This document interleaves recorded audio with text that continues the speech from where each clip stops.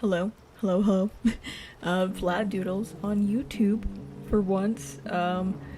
This is my second take, okay? We're gonna try our best with the audio. For one, background noise, lots of fans. I know it's hot as balls where I live, and I'm not gonna sacrifice fucking, like, my comfort for some audio. You know, if I was doing this professionally, like full time or something, perhaps I would, but I'm just having fun posting online. For two, look, look. I know this is not what you wanted. Everyone is like, hey, drop the sketchbook tour. Drop the sketchbook tour. You completed like a 600-page sketchbook. You completed, a sketchbook directly afterwards. Like, we want to see those sketchbooks. And I'm like, that's great. I'll do that. And they are in the works. I'm trying to figure out some things, like filming wise and stuff like that. And like, I don't really have a lot of time. I do work a job, outside of this. Like, this is for fun again. Like, I have an actual job I have to go to pay bills. But yeah, that I'm trying to get that done within the next week, at least from this one. Like next like 7-ish days. No promises as per usual, but I do want to get it out there eventually. I think for sure the big 600-page one is going to be a multiple like multi-series because it's so big and there's so much inside of it, and I'm super silly with my sketchbooks. Second of all, this is like my second take for many reasons. I feel like every time I do like a video like this, where I'm like have to like talk a bit, or like I want to talk a little bit, I have to like do multiple takes, and not because I want to have like the perfect script or like I don't even write scripts. I just kind of talk out of my ass the entire for like however long, like I'm on a live stream or a podcast or something. But my biggest problem is that I talk incredibly fast and I don't talk clearly enough. Like, you can hear it probably because I'm like right in your ear, but I have a bit of like a little lisp thing going on, and so that definitely gets in the way sometimes. And I always feel like it picks up my mic picks up on everything like too much sometimes, and I'm like, can't fix that, but it bothers me. Another thing, this video is kind of short actually. Like, it's like the original footage for this video was like 10 minutes long, and I kind of cut a lot of it down to like edit things out or whatever. I did super lazy editing for this one, but yeah, I cut some things down, and now it's like 8 minutes and some change. So you have that, if you will. It's a little bite-sized snack, perhaps. It's, I don't know, it's pretty cool. Let's get into the art. Let's get into the art, okay? I don't want to do a third take. We have to like go back and talk.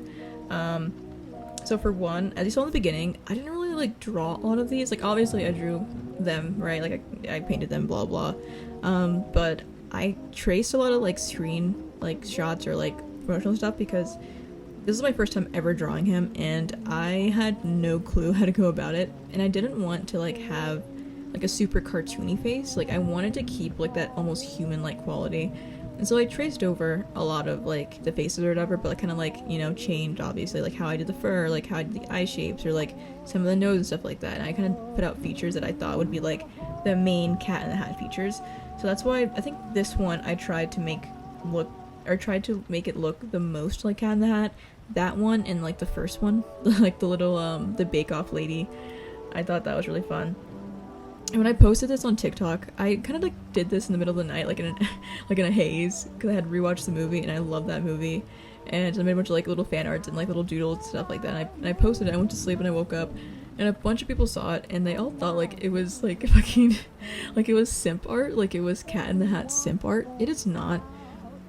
I was just being silly, and I think the reason everyone thinks that is mainly because if you look at the bottom right, there's a little picture of him like making out with milk, and not my OC milk for people who know that OC. No, like just literal like glass like cow milk. And I put that there because in the movie, for one, he's like super silly, like he does make a lot of like sexual kind of like innuendos and references, which I think is hilarious.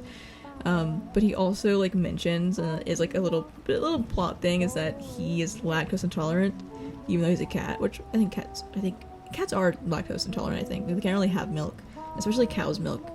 But yeah, and so I was like, yeah, I really want to draw something to like depict that like in a way that'd be like really funny, and I kind of made it more as like a meme or something, so I can like add text over it later. I haven't done it yet, but I might make a little joke for it, or use it as like a profile picture for like Discord or something.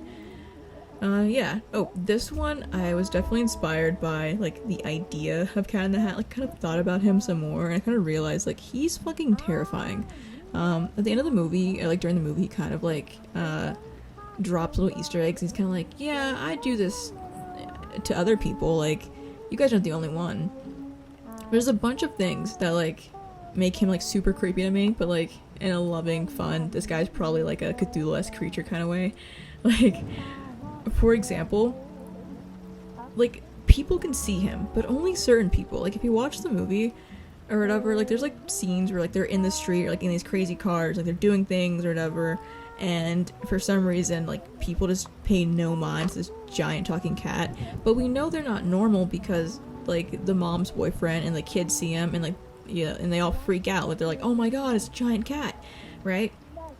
But no one else is. Or for the moment, like the great scene at the birthday party where he strings himself up as a piñata, and everyone like beats him up or whatever, and like he, you know, the kids distract the other kids with candy, and then for some reason directly afterwards, like completely forget the existence of Cat in the Hat. But before that, they were freaking out. Like they were like scared.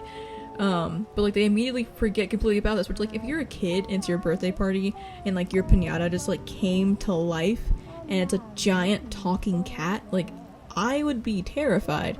And they were for a second, but I feel like I wouldn't just let that go because like candy, but somehow they did. Or like the fact of like him, thing one and thing two were the only like sentient, or not sentient, but like human-esque creatures like in their world that can like communicate, right?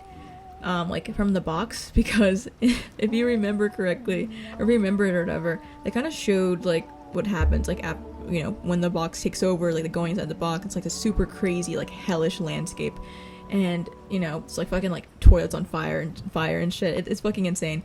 And when you go through it, what like stuck out to me is like they show like a few of those like little, you know, their universe birds and stuff like that, and like plant life and stuff, but there was no other like civilization or like people there. It was simply just like the Cat in the Hat thing one. And I could be like talking out of my ass, but I am only talking about the movie, not like, you know, whatever else. But yeah, I found that pretty fucking interesting to me. I don't know. That was it. I feel like I also, for a bunch of these, I tried to like really push his like fur color, because he is just like black and white, but I wanted to have more variation, so I wanted him to feel black and white without actually having to use black and white, and so I don't think I use it like at all in this piece.